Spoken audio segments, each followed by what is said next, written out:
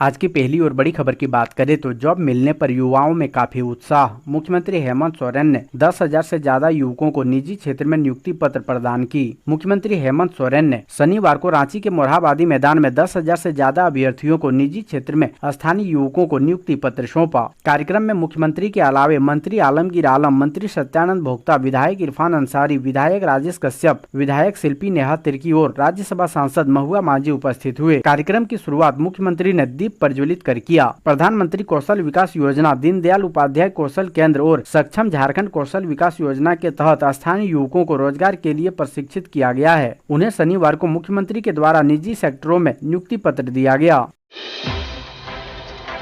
अगली बड़ी खबर की बात करें तो झारखंड में यशवंत सिन्हा का प्रचार खत्म। इनका वेलकम करने वाले हेमंत सोरेन कर चुके हैं द्रौपदी मुर्मू का सपोर्ट। 18 जुलाई को होने वाले राष्ट्रपति चुनाव के लिए देश की सत्ताधारी पार्टी की प्रत्याशी द्रौपदी मुर्मू और विपक्ष के साझा उम्मीदवार यशवंत सिन्हा बीते कुछ दिनों से अपने चुनाव प्रचार में लगे हुए हैं। इसी क्रम में विपक्ष के उम्मीदवार शनिवार को रांची पहुँचे। उन्होंने कहा, मैंने पूरा देश का भ्रमण किया है, इस सिलसिले में कार्यक्रम का समापन रांची में कर रहा हूँ। उन्होंने कहा कि राष्ट्रपति पद का चुनाव विचारधारा की लड़ाई है। देश में प्रजातंत्र समाप्त हो रहा है। संसद के बाहर धरना प्रदर्शन पर रोक लगा दिया गया है। प्रजातंत्र का मंदिर समाप्त हो रहा है। अगली बड़ी खबर की बात करें तो झारखंड के सत्ता समीकरणों में उलटफेर की कोशिशों में जुटी है बीजेपी। झारखंड में 2019 में हुए विधानसभा चुनावों के बाद हुकूमत गंवाने वाली भारतीय जनता पार्टी राज्य के सत्ता समीकरणों में उलटफेर करने की कोशिशों में जुटी है। हाल के महीनों में बीजेपी की तेज सियासी चालों ने राज्य में पिछले 2.5 सालों से चल रही झारखंड मुक्ति मोर्चा, कांग्रेस एवं राष्ट्रीय जनता दल गठबंधन सरकार की गांठें ढीली कर दी है। कहा तो यह भी जा रहा है कि महाराष्ट्र के बाद भाजपा के ऑपरेशन कमल का अगला पड़ाव झारखंड ही है। भाजपा ने झारखंड की मौजूदा सरकार का रुख मोड़ने के लिए कभी फुफकारा तो कभी पुचकार की राजनीति अख्तियार की है। एक तरफ कभी जांच एजेंसियों के खौफ और अदालती दांव पेच से राज्य सरकार के मुखिया के लिए डर पैदा करने की कोशिश हो रही है, तो दूसरी तरफ दोस्ताना के प्रस्ताव भी बढ़ाए जा रहे हैं। अगली बड़ी खबर की बात करें तो झारखंड में निजी क्षेत्र की नौकरियों में स्थानीय लोगों को 75% आरक्षण। मुख्यमंत्री ने किया शुभारंभ। निजी क्षेत्र की नौकरियों में अब झारखंड के युवाओं की भागीदारी सुनिश्चित होगी। राज्य सरकार ने निजी क्षेत्र में 75% आरक्षण की व्यवस्था की है, जिसके तहत राजधानी रांची के मोरहाबादी मैदान में निजी क्षेत्र के अंतर्गत स्थानीय नियोजन नीति सह नियुक्ति पत्र वितरण किया गया। मोरहाबादी मैदान में मुख्यमंत्री हेमंत सोरेन ने दीप प्रज्वलित कर नियुक्ति पत्र वितरण समारोह की शुरुआत की। इस मौके पर मंत्री आलमगीर आलम, मंत्री सत्यानंद भोक्ता, राज्यसभा सांसद महुआ माझी, विधायक इरफान अंसारी के अलावा प्रभारी प्रमुख सचिव अरुण कुमार सिंह, सीएम के सचिव विनय कुमार चौबे मौजूद थे। कार्यक्रम के दौरान निजी क्षेत्र में स्थानीय नियोजन नीति के तहत करीब 11,391 चयनित अभ्यर्थियों को मुख्यमंत्री हेमंत सोरेन ने ऑफर लेटर प्रदान किया। अगली बड़ी खबर की बात करें तो सूखे जैसे हालात की तरफ बढ़ रहा झारखंड। अगले सप्ताह होगी कृषि विभाग की बैठक। झारखंड में बारिश में हो रही देरी और अब तक हुई बेहद कम बारिश के कारण राज्य में हालात धीरे धीरे सूखा की तरफ बढ़ रहे हैं, क्योंकि राज्य में अब मानसून के प्रवेश किए लगभग 1 महीने से अधिक का समय बीत चुका है, पर अभी भी राज्य में 50% से कम बारिश दर्ज की गई है। इसमें इस सप्ताह के आंकड़े भी शामिल है। हालांकि पूरे राज्य में बारिश की कमी की बात करें तो राज्य में अब तक 48% कम बारिश दर्ज की गई है। राज्य के किसान अब तक खेत में धान की रोपाई के लिए पानी का इंतजार कर रहे हैं। राज्य में जो हालात बन रहे हैं उसके मुताबिक अब राज्य में सूखा जैसे हालात बन रहे हैं और यह राज्य सूखाग्रस्त हो सकता है। अगली बड़ी खबर की बात करें तो आतंकियों के निशाने पर कांवड़ यात्रा। गृह मंत्रालय ने किया अलर्ट। 2 साल बाद बाबा वैद्यनाथ के दर्शन के लिए पहुंचने वाले श्रद्धालुओं को आतंकी अपना निशाना बना सकते हैं। खुफिया ब्यूरो की रिपोर्ट के आधार पर गृह मंत्रालय ने राज्यों को विशेष सतर्कता बरतने के लिए एडवाइजरी जारी की है। एडवाइजरी में बताया गया है कि कांवड़ यात्रा पर कट्टरपंथियों आतंकियों द्वारा हमला करने का अंदेशा है, जिसको लेकर राज्य की पुलिस सुरक्षा एजेंसियां सतर्क रहें। कांवड़ यात्रा मार्ग पर कांवड़ियों की सुरक्षा को ध्यान में रखते हुए सभी जरूरी प्रबंध करने को कहा गया है। खुफिया ब्यूरो की रिपोर्ट के आधार पर गृह मंत्रालय ने उत्तर प्रदेश, उत्तराखंड, बिहार, मध्य प्रदेश सहित उन सभी राज्यों को अलर्ट किया है जहां कांवड़ यात्रा की परंपरा रही है। सिर्फ यात्रा मार्ग ही नहीं, श्रद्धालुओं की सुरक्षा सुनिश्चित करने के लिए गृह मंत्रालय ने ट्रेन की सुरक्षा कड़ी करने के भी निर्देश दिए हैं। अगली बड़ी खबर की बात करें तो कांवरियों से भरा ऑटो पलटने से एक महिला की मौत जबकि 8 लोग घायल, सदर अस्पताल में इलाज जारी। बड़ी खबर गिरिडीह से, जहां देवघर से जल चढ़ाकर वापस लौट रहे कांवरियों से भरा ऑटो बेंगाबाद के कर्णपुरा में पलट गई। हादसे में एक महिला की मौत हो गई है। दुर्घटना में 8 लोग घायल हो गए हैं, जिनका सदर अस्पताल में इलाज चल रहा है। बताया जा रहा है कि बाबा धाम से बाबा मंदिर में पूजा करने के बाद वापस लौट रहे कांवरियों से भरा टेम्पू बेंगाबाद प्रखंड के कर्णपुरा में पलट जाने से एक महिला की मौत हो गई, जबकि 8 लोग घायल हो गए हैं। सभी घायलों का इलाज सदर अस्पताल में चल रहा है। अगली बड़ी खबर की बात करें तो झारखंड में कोरोना का कहर, 20 जिलों में फैला संक्रमण, एक्टिव मरीजों की संख्या 1040। झारखंड में कोरोना संक्रमण ने एक बार फिर कहर बरपाना शुरू कर दिया है। झारखंड के 24 में से 20 जिले इस समय कोरोना संक्रमण से जूझ रहे हैं। महज 4 जिले ही अब इस संक्रमण से अछूते रह गए हैं। आलम यह है कि झारखंड में एक्टिव मरीजों की संख्या बढ़कर 1040 हो गई है। चिंता की बात यह है कि राजधानी रांची समेत कई जिलों में ओमिक्रॉन वेरिएंट पाए जाने की सूचना है। बताया जा रहा है कि यह वेरिएंट अन्य वेरिएंट की तुलना में काफी तेजी से फैल रहा है। एक एक कर सभी जिलों के चपेट में आने से स्वास्थ्य विभाग अलर्ट मोड पर आ गया है। जिन जिलों में अब तक एक भी नए मरीज नहीं पाए गए हैं, वहां विशेष सावधानी बरती जा रही है। वहीं संक्रमण की चपेट में आने वाले जिलों में कोविड जांच की रफ्तार बढ़ा दी गई है। अगली बड़ी खबर की बात करें तो स्कूलों में वज्रपात का सबसे अधिक खतरा, 920 सरकारी स्कूलों में तड़ित चालक नहीं। बरसात के दिनों में मौसम वैज्ञानिकों की ओर से बारिश और वज्रपात को लेकर अलर्ट जारी किया जाता है। वज्रपात से कई लोगों की जान चली जाती है, कई लोग झुलस जाते हैं। बोकारो का पूरा क्षेत्र वज्रपात के लिए डेंजर जोन है, जहाँ बारिश के दिनों में कम दबाव के कारण वज्रपात की घटनाएं होती है। स्कूलों में सबसे ज्यादा खतरा बना रहता है जब तेज बारिश के साथ वज्रपात होती है। आपको बता दें कि जिले के 1560 सरकारी स्कूलों में से 920 सरकारी स्कूलों में तड़ित चालक नहीं है। मामले को लेकर जिला शिक्षा पदाधिकारी के द्वारा अभियंता से रिपोर्ट मांगने की बात कही जा रही है। उन्होंने कहा कि विद्यालयों में बच्चों की सुरक्षा जरूरी है, इसके लिए तड़ित चालक का होना भी जरूरी है।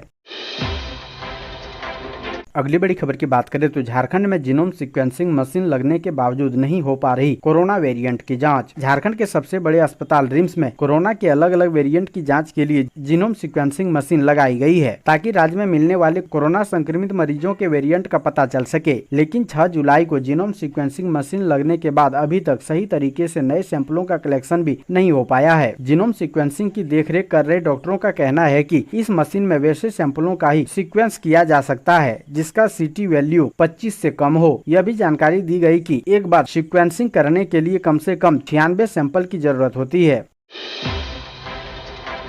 अगली बड़ी खबर की बात करें तो निलंबित खुट्टी एसडीएम को कोर्ट से मिली जमानत। छात्रा ने लगाया था यौन शोषण का आरोप। इंटर्नशिप करने आई आईआईटी की छात्रा को पार्टी में बुलाकर उससे छेड़खानी और यौन शोषण के आरोप में गिरफ्तार निलंबित खुट्टी एसडीएम सैयद रियाज अहमद को कोर्ट से जमानत मिल गई है। उन पर सत्र न्यायाधीश प्रथम संजय कुमार के कोर्ट ने उनको जमानत दी है। आईएएस अफसर पर आरोप लगने के बाद मुख्यमंत्री हेमंत सोरेन ने अधिसूचना जारी कर रियाज अहमद को निलंबित कर दिया था। बता दें कि छात्रा ने यौन शोषण का आरोप लगा खुट्टी जिले के महिला थाना में एफआईआर दर्ज कराया था। इसके बाद पुलिस ने एसडीएम को गिरफ्तार कर जेल भेज दिया था। मामले में शनिवार को खुट्टी एसडीएम को जमानत मिल गई है।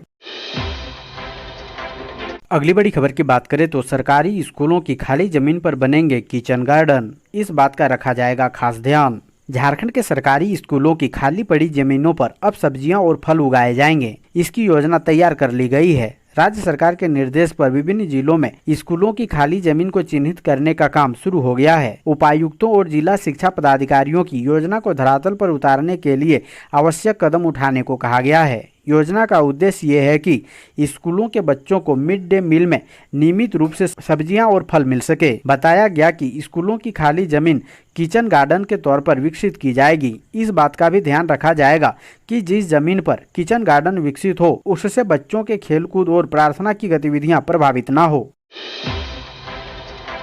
अगली बड़ी खबर की बात करें तो यशवंत सिन्हा ने हेमंत सोरेन से की मुलाकात, मांगा समर्थन। राष्ट्रपति पद के प्रत्याशी यशवंत सिन्हा ने शनिवार को झारखंड मुक्ति मोर्चा के केंद्रीय कार्यकारी अध्यक्ष सह मुख्यमंत्री हेमंत सोरेन से मुलाकात की। उन्होंने मुख्यमंत्री से राष्ट्रपति पद के लिए होने वाले चुनाव में अपने पक्ष में समर्थन की अपील की। इस मौके पर झारखंड प्रदेश कांग्रेस के प्रभारी अविनाश पांडे, प्रदेश कांग्रेस अध्यक्ष राजेश ठाकुर और ग्रामीण विकास मंत्री आलमगीर आलम मौजूद थे।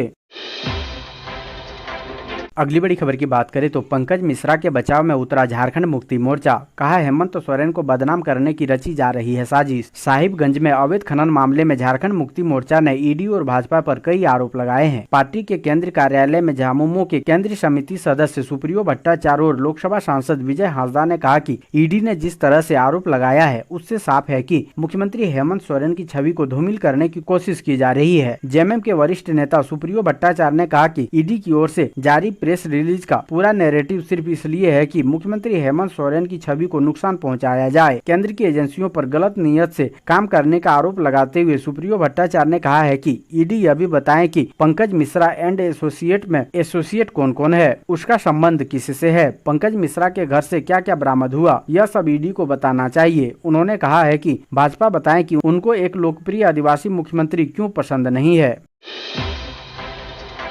अगली बड़ी खबर की बात करें तो 1 लाख रुपए से अधिक बिजली बिल देने पर देना होगा इनकम टैक्स। धनबाद की घर की बिजली व्यवस्था भी अब इनकम टैक्स के दायरे में आ गई है। पर्याप्त बिजली मिले या ना मिले, अब इनकम टैक्स भी गले पड़ने वाला है। पूरे साल में 1 लाख रुपए से अधिक बिजली बिल का भुगतान करते हैं तो इनकम टैक्स भी भरना पड़ेगा। यह जानकारी ITO हेडक्वार्टर RK गर्ग ने दी। उन्होंने बताया कि आयकर रिटर्न जमा करने की अंतिम तिथि 31 जुलाई है। इसके बाद 5000 जुर्माना के साथ आयकर रिटर्न जमा करना होगा। उन्होंने बताया कि टैक्स के स्लैब में कई सारे बदलाव हुए हैं। 2 लाख रुपए से अधिक विदेशी यात्रा खर्च, भारत के अलावा दूसरे देश में संपत्ति होने पर बचत खाता में 50 लाख या उससे अधिक राशि जमा होने पर, व्यवसाय का टर्नओवर 60 लाख रुपए से अधिक होने पर आयकर का भुगतान करना अनिवार्य है। ऐसा नहीं करने पर कानूनी कार्रवाई का प्रावधान है। आयकर विभाग धनबाद प्रक्षेत्र में देवघर, गिरिडीह, जामताड़ा, दुमका, पाकुड़, साहिबगंज और गोड्डा जिले आते हैं। 31 जुलाई तक वित्त वर्ष 2021-22 और आकलन वर्ष 2022-23 के लिए आयकर रिटर्न दाखिल किया जा सकता है। अगली बड़ी खबर की बात करें तो झारखंड में 100 यूनिट तक की बिजली हुई मुफ्त, कैबिनेट ने दी मंजूरी। झारखंड में हर महीने 100 यूनिट तक बिजली मुफ्त कर दी गई है। जो उपभोक्ता 100 यूनिट या उससे कम बिजली की खपत करते हैं उन्हें किसी तरह का बिल भुगतान नहीं करना होगा। राज्य सरकार के कैबिनेट ने इस प्रस्ताव को सहमति दे दी है। 100 से ज्यादा और अधिकतम 400 यूनिट तक बिजली खपत करने वाले उपभोक्ताओं को राज्य सरकार सब्सिडी देगी, लेकिन 400 यूनिट से ज्यादा खपत करने वालों को 6.75 रुपए प्रति यूनिट की दर से बिल का भुगतान करना होगा। राज्य में ऐसे उपभोक्ताओं की संख्या लगभग 32 लाख है जो एक महीने में महज 100 यूनिट तक बिजली खपत करते हैं। इसमें लगभग 27 लाख ग्रामीण उपभोक्ता है।